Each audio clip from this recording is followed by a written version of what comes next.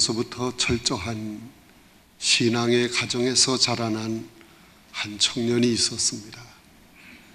그가 대학 4학년이 되었을 때 하나님은 그를 들어 쓰시기 위해 특별히 선택을 하시고 코너로 몰아가기 시작했습니다.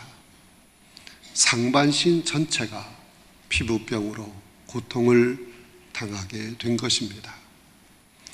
긁으면 진물이 나오고 따갑고 너무너무 힘들어서 이 상반신의 옷을 다 벗고 있어야 했습니다. 피부과 전문 의를 찾아가도 별로 차도가 없습니다. 점점 심각해지기 시작했습니다.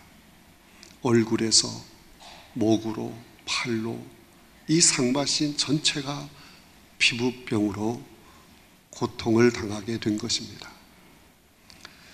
늘 기도하던 그의 어머니는 기도하는 동역자들과 함께 모여서 아들을 위해 뜨겁게 간절하게 기도했습니다.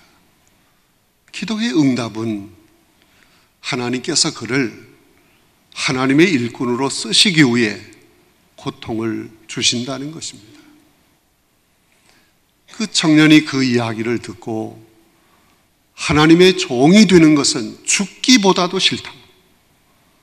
가슴을 닫고 귀를 막았습니다. 거부 반응을 했어요. 그러면 그럴수록 더 심각해졌습니다. 그때 그 청년은 욥을 생각하게 되었습니다. 욥도 전신의 피부병으로 죽을 만큼 고통을 당하게 되었고, 그러나 끝까지 하나님을 붙들고 의지한 결과 하나님이 그를 다시 건강하도록 은혜를 주셨고 갑절의 복을 주셨다. 그렇다면 나의 이 질병도 하나님이 고쳐주셔야 되는 거 아닌가? 그런 생각을 갖기 시작한 것입니다. 바로 그때 큰 부흥 집회를 하는 곳이 있었습니다.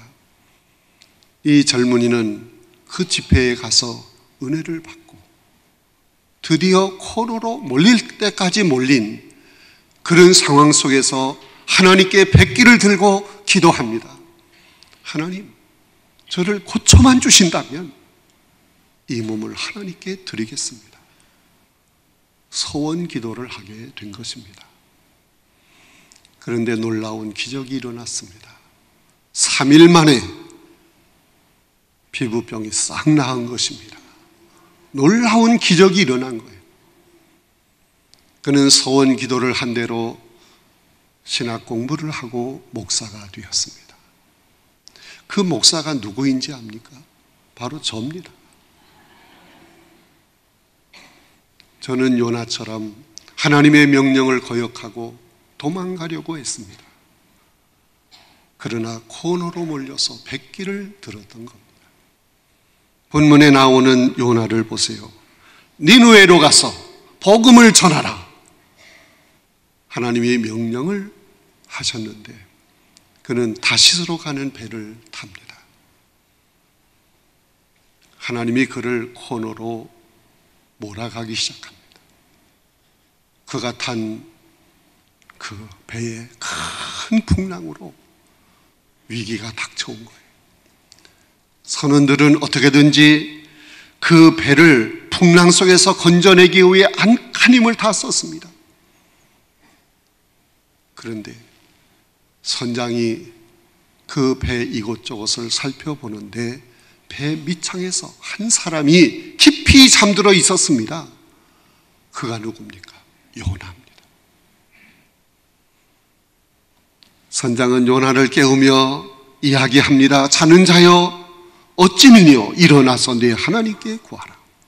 책망을 한 것입니다.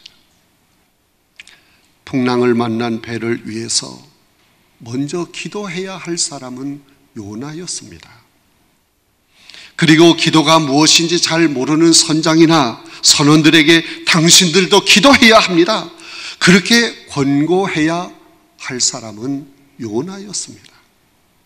그런데 선장이 잠을 자고 있는 요나를 깨우면서 왜 기도하지 않느냐고 책망을 한 것입니다. 우리는 여기서 주객이 바뀌었음을 깨닫게 됩니다. 이것은 하나님을 모르는 불신자가 하나님을 잘 믿는 성도에게 왜 기도하지 않느냐고 충고하는 것과 같은 것입니다. 이것은 평신도가 중직자에게 왜 기도하지 않습니까? 기도 좀 하세요. 권면하는 것과 같은 것입니다. 자는 자여 일어나 기도하라. 선장의 충고는 오늘 우리 모두에게 해당되는 충고일 수 있습니다. 왜 기도하지 않고 있느냐고 책망하는 이것은 우리가 받아야 할 충고인 것입니다. 어떤 여자 교인이 남편에게 예수를 믿으라고 전도를 했습니다. 그러나 그 남편은 한마디로 거절을 합니다. 이유가 뭐겠습니까? 조그만 일만 생기면 먼저 걱정을 하고 믿는다 하면서 기도는 하지 않고 한숨만 내쉬는 그 꼴을 볼 때마다 믿을 마음이 없어진다는 거예요. 그것이 신앙생활이라면 자기는 예수를 믿지 않겠다는 것입니다. 여러분, 성도인 우리는 기도해야 합니다. 당뇨병에 심장병까지 앓고 있던 어느 장로님이 있었습니다. 그분은 눈이 오나 비가 오나 추우나 더우나 교회에 빠지는 법이 없었습니다. 어느 추운 겨울 주일밤 그 교회 헌신 예배에 초청을 받은 목사님이 말씀을 전하러 갔습니다. 그날도 그 장로님은 혈색이 좋지 않은 그런 모습으로 힘겹게 맨 앞자리에 나와서 강사 목사님이 전하는 말씀을 아멘 겸손히 받았습니다. 예배 후에 차를 한 잔씩 나누면서 몸도 불편하시고 집도 멀리 있는데 어떻게 이 저녁 예배까지 장로님은 출석을 하십니까? 강사 목사님이 그렇게 물었답니다. 그러자 장로님은 주일 아침 일찍 1부 예배서부터 3부 예배까지 교회 나와서 힘들어도 열심히 봉사를 하고 나면 몸이 많이 피곤하기 때문에 오후에 집에 들어가서 서너 시간 좀 쉬었다가 다시 저녁 예배에 나옵니다. 그리고 그렇게 빠지지 않고 저녁 예배까지 나오는 이유를 설명하는 것입니다. 첫째는 가뜩이나 주일 저녁 예배는 나오는 숫자가 적은데 나까지 빠지면 자리가 비기 때문에 빠질 수가 없습니다. 두 번째, 강단에 올라가서 설교하시는 목사님이 내 자리가 빈 것을 보면 허전해 하시고 그리고 걱정하시기 때문에 꼭 나올 수밖에 없습니다. 셋째, 장로가 주일 저녁 예배에 안 나오면 교인들에게 덕이 안 되기 때문에 꼭 나와야 합니다. 넷째, 장로가 저녁 예배에 나오지 아니하면 교인들이 예배에 안 나와도 목사님이 그 장로님 때문에 책망할 수가 없습니다. 장로님도 안 나왔는데 일반 성도들에게 왜 안 나오느냐고 책망할 수 없다는 거예요. 다섯째, 장로님이 저녁 예배에 안 나오면 초신자들이 저녁 예배는 안 나와도 된다 하는 것을 배우게 된다는 거예요. 그래서 나올 수밖에 없다는 것입니다. 그 장로님의 말을 들은 강사 목사님은 그분의 두 손을 덕석 잡고 감사하며 정말 고맙다고, 훌륭하다고, 대단하다고 인사를 했던 것입니다. 여러분, 하기 싫어도 체면 때문에 해야 될 일이 있습니다. 가기 싫어도 입장 때문에 가야 할 곳이 있습니다. 먹기 싫어도 인사치레 때문에 먹어야 할 경우가 있습니다. 그러나 기도는 체면이나 입장이나 인사치레 때문에 하는 것이 절대 아닙니다. 기도는 책임입니다. 기도는 의무입니다. 반드시 꼭 해야 합니다. 스펄전은 기도 없는 영은 그리스도가 없는 영이다, 그런 말을 했어요. 사무엘은 기도 쉬는 것이 죄라고 말을 했습니다. 안 하면 안 되는 것이 기도입니다. 반드시 숨을 쉬어야 하는 것처럼 반드시 해야 할 일은 기도인 것입니다. 반드시 꼭 기도하려면 경계해야 할 것이 무엇인가를 알아야 합니다. 무엇을 경계해야 반드시 꼭 기도할 수 있을까? 언제 어디서나 아무렇게나 기도해도 하나님이 다 아시고 들으신다 하는 그런 생각, 그런 태도를 경계해야 하는 것입니다.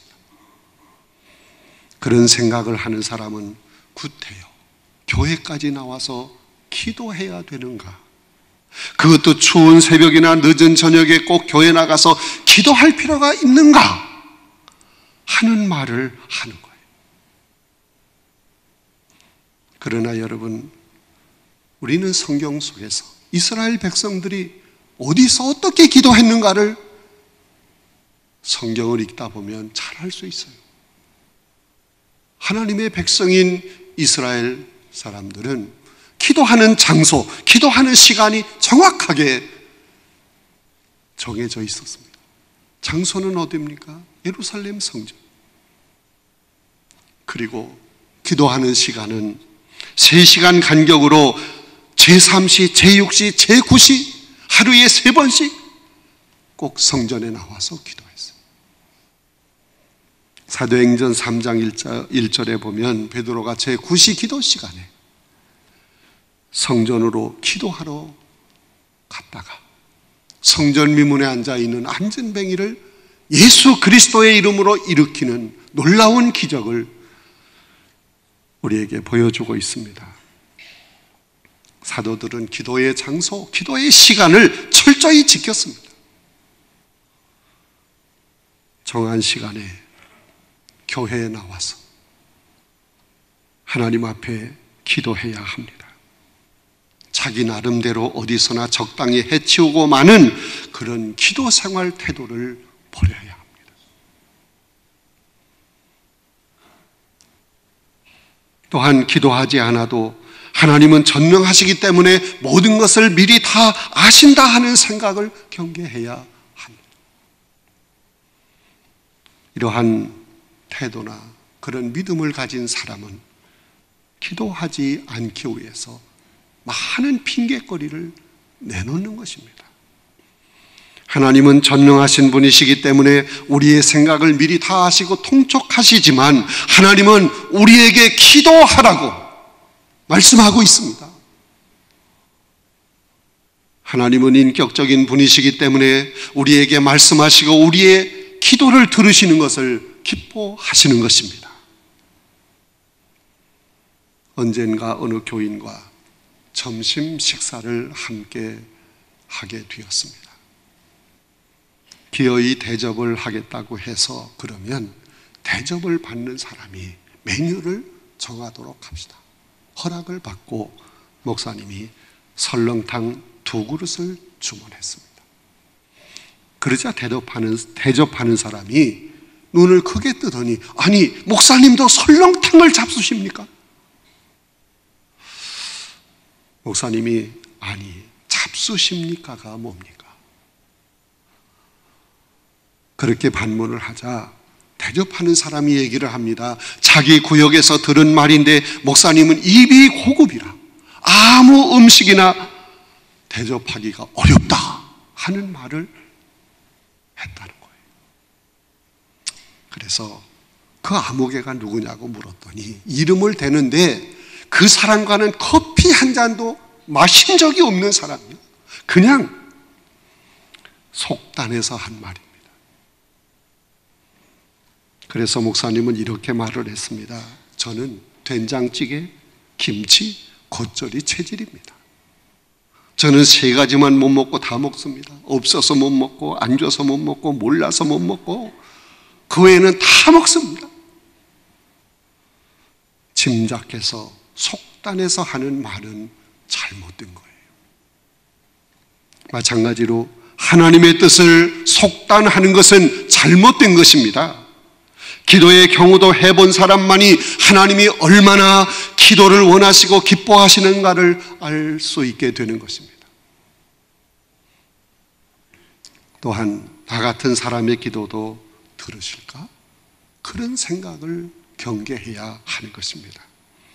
한껏 하나님을 생각해 주는 것처럼, 그러면서 하나님의 기억력을 염려하는 것처럼 그렇게 말하는 사람도 있습니다. 하나님이 무슨 컴퓨터인가?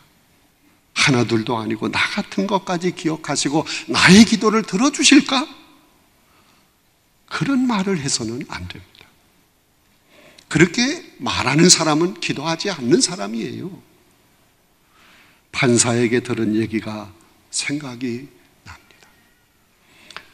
민사나 형사 사건 가운데 크고 작은 것을 포함해서 단 한 번의 심리로 판결이 나는 것은 없다는 거예요.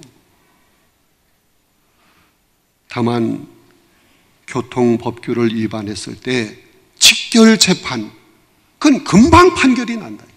그러나 그 외에는 1년, 3년, 5년, 어떤 건 10년이 걸려야 판결이 나는 것도 있다는 것입니다. 여러분, 기도는 직결 재판이 아닙니다. 기도는 기다려야 합니다. 뜸이 들어야 합니다. 때가 되면 하나님이 이루어 주실 줄로 믿습니다. 여러분, 기도하지 않으면 어떻게 됩니까? 내 영혼이 허약해집니다. 다시 말하면 영적 무력 증세가 일어나게 되는 것입니다. 전신의 힘이 빠지고 의욕 상실이 오고 식욕까지 없어지는 것입니다. 기도하지 아니하면 이런 증세가 일어나는 겁니다. 또한 기도하지 아니하면 시험이 옵니다. 겟세마네 동산에서 기도하지 않고 잠자고 있던 제자들에게 우리 주님은 시험에 들지 않게 깨어있어 기도하라 3번이나 간절하게 부탁을 했습니다. 여기서 말하는 시험이란 나를 넘어뜨리는 다양한 도전과 사건을 의미하는 것입니다. 또한 기도하지 아니하면 손해가 옵니다. 기도는 우리의 영혼과 삶을 지키는 파수꾼과 같습니다. 기도를 쉬거나 중단하면 마치 전선이 무너지는 것처럼 손해가 나를 쳐들어오는 것입니다. 건강에 손해가 오고 물질에 손해가 오고 사업이나 가정에도 손해가 쳐들어오는 거예요. 그러나 기도하면 이 모든 것을 이길 수 있습니다. 기도하지 아니하면 모든 것이 어려워집니다.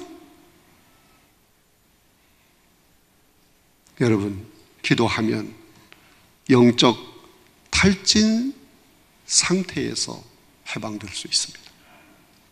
영적 탈진 상태에서 헤어나지 못하면 되는 일이 없습니다. 이 영적 탈진 상태에서 해방되고 탈출하는 방법은 오직 한 가지, 기도하면 됩니다. 잃어버렸던 기도 시간을 다시 찾아야 합니다. 포기했던 기도 시간을 다시 찾아와야 합니다. 핑계냈던 기도를 다시 시작해야 합니다. 기도하면 내 영혼이 힘을 얻습니다. 영적 능력과 활력이 되살아나는 것입니다. 기도하면 문제가 풀립니다. 히스기야 왕이 죽을 병에 걸렸을 때 그는 하나님께 눈물로 기도했어요. 벽을 바라보고 눈물로 통곡하며 회개의 기도를 드렸습니다. 하나님은 그의 기도, 그의 눈물을 보시고 그를 15년 더 살아갈 수 있도록 큰 은혜를 주신 것입니다. 아수르가 쳐들어왔을 때도 히스기야 왕은 금식령을 선포하고 기도했습니다. 그래서 피 한 방울 흘리지 않고 앗수르군을 물리쳤습니다. 국가적인 위기나 개인적인 문제를 해결하려면 기도해야 합니다. 우리는 지금 국가적으로나 개인적으로 기도해야 할 일들이 너무너무 많습니다. 정권이 바뀔 때마다 우리는 새로운 기대감으로 보다 나은 세상을 갈망해 왔습니다. 그러나 우리는 꼬리에 꼬리를 물고 일어나는 대형 사고들 때문에 정신을 차릴 수 없을 지경이 된 것입니다. 마치 봇물이 터지듯이 터지는 사건, 사고들이 너무 많습니다. 북한의 핵 위협과 전쟁의 소문, 전국의 경색, 경제 침체, 도덕과 윤리의 붕괴 등 다 헤아릴 수가 없어요. 한마디로 기도 제목이 너무너무 많아진 것입니다. 헤셀포드는, 마귀는 기도하지 않는 것을 제일 기뻐한다고 했어요. 여러분, 기도하지 않는 것은 마귀를 기쁘게 하는 거예요. 그러나 기도하면 하나님이 기뻐하실 줄로 믿습니다. 기도 쉬는 죄를 범해서는 안 됩니다. 어느 교회에서 부흥회가 시작이 되었습니다. 시작되는 첫날 밤 기도 순서를 맡은 장로님이 회사 일로 멀리 미국에 출장을 갔다가 그 기도 순서 때문에 만사를 제쳐놓고 급히 귀국을 했습니다.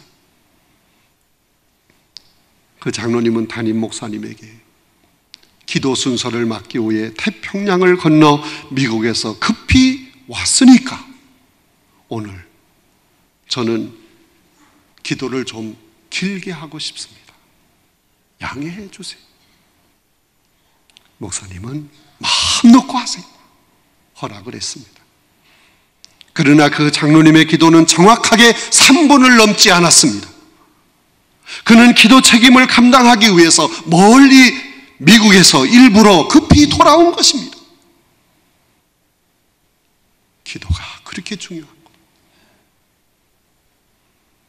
십자가에 못 박혀 죽으시고 부활하신 예수님은 기도의 본을 보이셨습니다. 기도로 시작해서 기도로 마무리 짓는 기도의 일생을 우리에게 번보여 주신 것입니다. 그러한 예수 그리스도를 믿는 우리는 기도를 포기해서는 안 됩니다. 기도를 포기하는 것은 신앙을 포기하는 것과 같은 것입니다. 기도의 재발견은 희망의 재발견과 같은 것입니다. 기도의 새로운 시작은 인생의 새 출발과 같은 것입니다. 기도하지 않고 신앙의 잠을 자는 사람이 있습니까? 일어나 하나님께 구해야 합니다. 기도하지 않는 게으른 자가 있습니까? 일어나 힘써 기도해야 합니다. 탈진하여 주저앉은 자가 있습니까? 일어나 깨어 하나님께 기도해야 합니다. 기도는 능력입니다. 기도는 열쇠입니다. 요나가 일어나 기도할 때 응답해 주신 그 하나님이 오늘 우리의 하나님이십니다. 일어나 그 하나님께 기도해야 합니다. 기도할 때 역사하시는 분은 하나님이십니다. 깨어 하나님께 기도하기를 힘쓰는 여러분 모두가 되시기를 간절히 바랍니다.